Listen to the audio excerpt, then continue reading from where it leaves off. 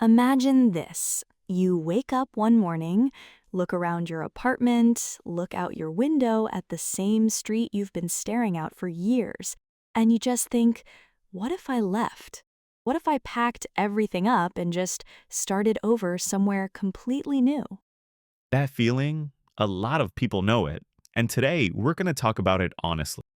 Welcome to Let's Talk Real English, the podcast where we have real, natural conversations in English so you can learn the language the way it's actually spoken. I'm Lara. And I'm Eric, and today's topic is, should you move to a new city?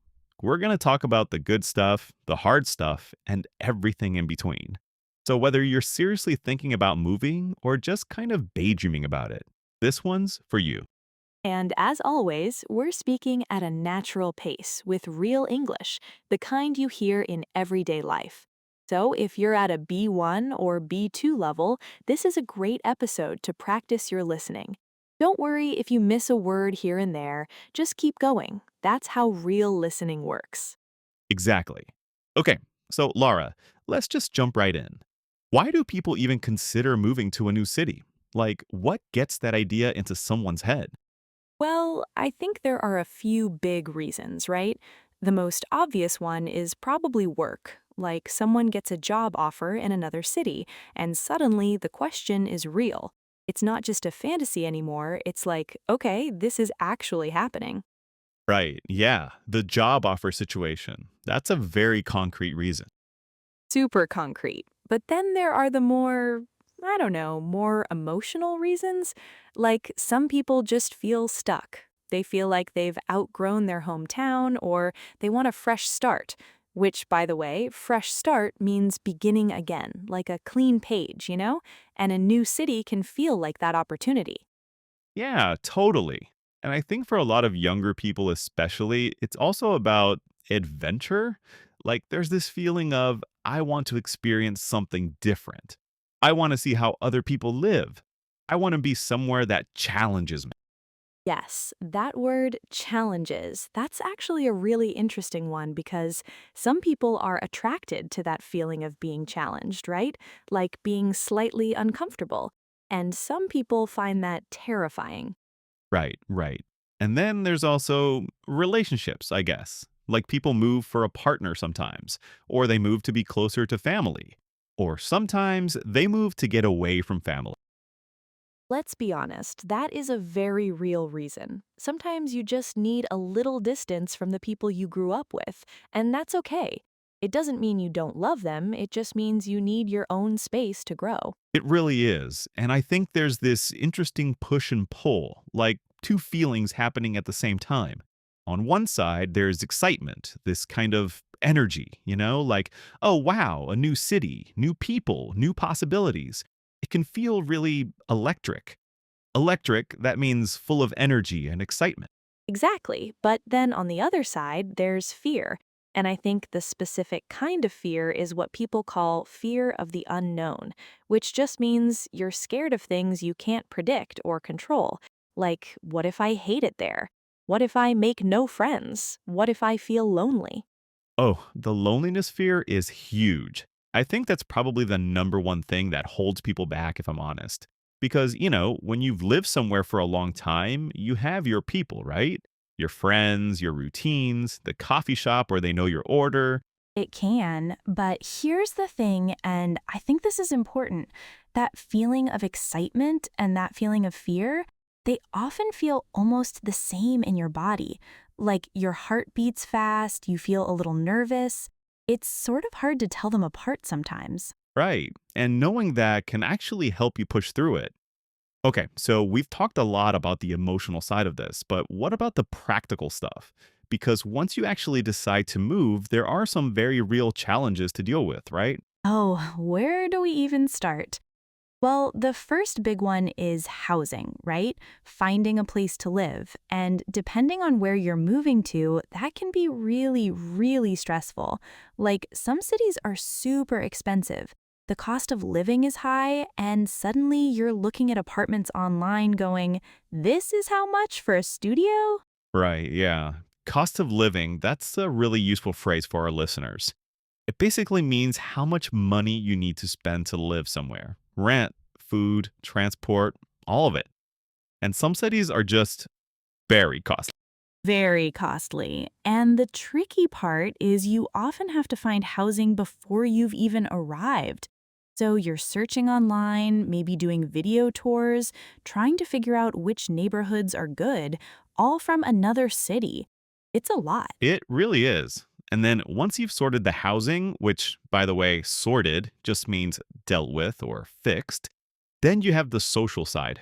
Making new friends as an adult is honestly kind of hard, huh? It's really hard. Like when you're in school, you kind of just fall into friendships, right? You're around the same people every day, and it just happens naturally. But as an adult in a new city, you actually have to put in effort. You have to go to events, join clubs, say yes to things, even when you're tired. Say yes to things. That's kind of the key, I think. Like, you have to be a little bit brave socially when you're new somewhere, because nobody's going to knock on your door and be like, hey, want to be friends? I wish that would be so great, actually. But yeah, no, you have to put yourself out there. And that phrase, put yourself out there, means to make an effort to meet people and be open to new connections, even if it feels a little uncomfortable. And there's also just the logistics, right? Like, you have to figure out the transport system, where the supermarket is, where the hospital is, how the city works. And for a while, everything just feels a little bit confusing and exhausting. Yes, there's actually a word for that phase. Some people call it the adjustment period. That's the time when you're getting used to a new place, and it can last weeks, months even. And during that time, it's really normal to feel a bit lost or homesick. Homesick means missing your home and the people there. Homesick is such a real thing, and I think people sometimes feel embarrassed about it. Like, I chose to move, I shouldn't be complaining. But it's completely normal to miss your old life, even when you made the right decision. It really does. Okay, so let's get a little personal here. Do you have a story, like a real or maybe sort of fictional but believable story about someone who moved to a new city?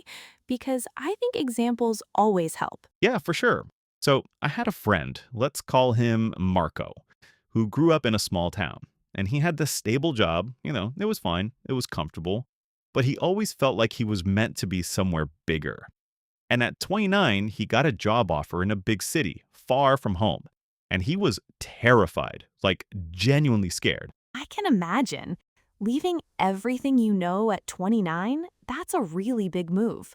Huge. And the first few months were rough. He called me a lot. He was lonely, the apartment felt big and empty. He didn't know anyone. But then slowly, things started to shift. He joined the running club, sort of just to have something to do on weekends.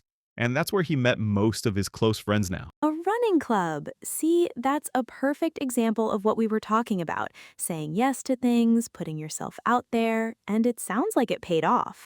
It really did. And now, honestly, he can't imagine going back. He says moving was the best decision he ever made. But he also says, and I think this is important, that it took about a year to really feel settled. 1 full year.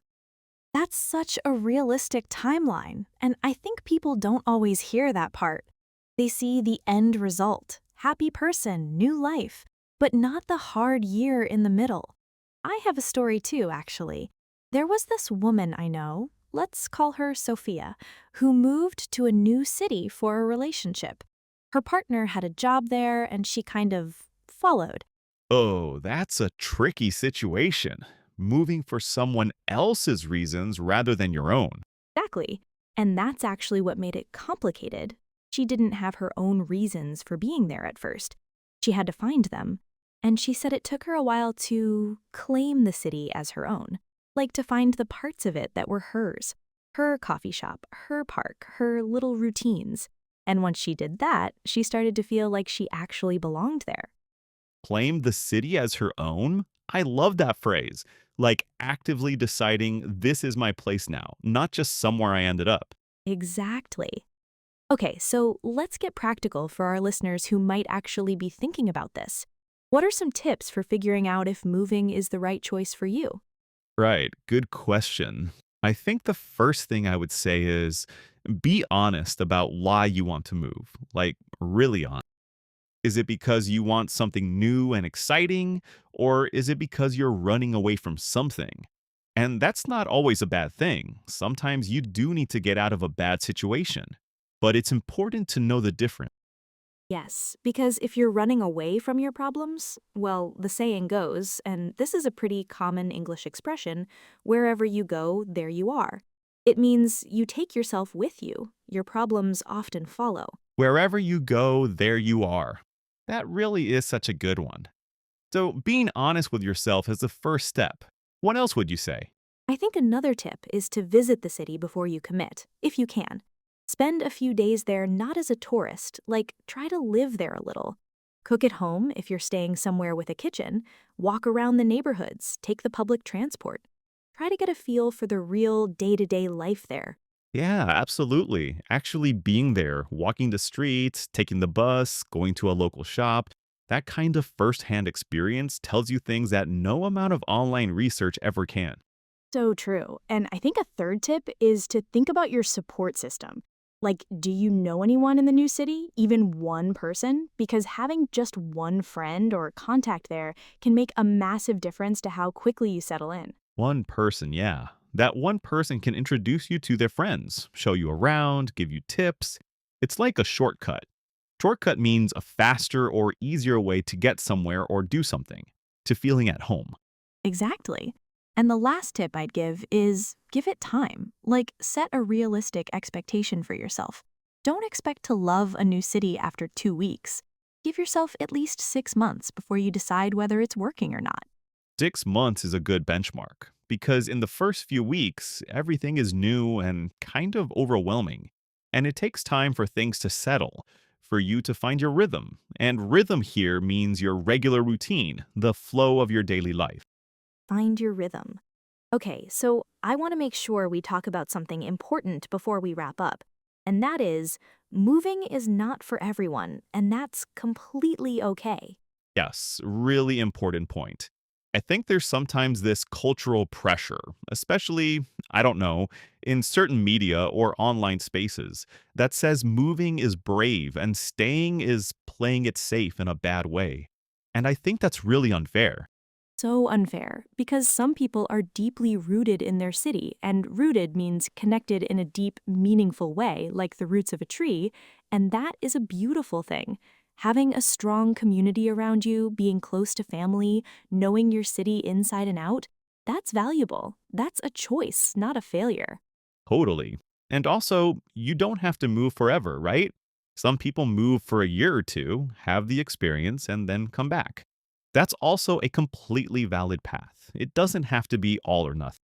Exactly. Weigh up the pros and cons and trust yourself. I think people often already know what they want to do deep down.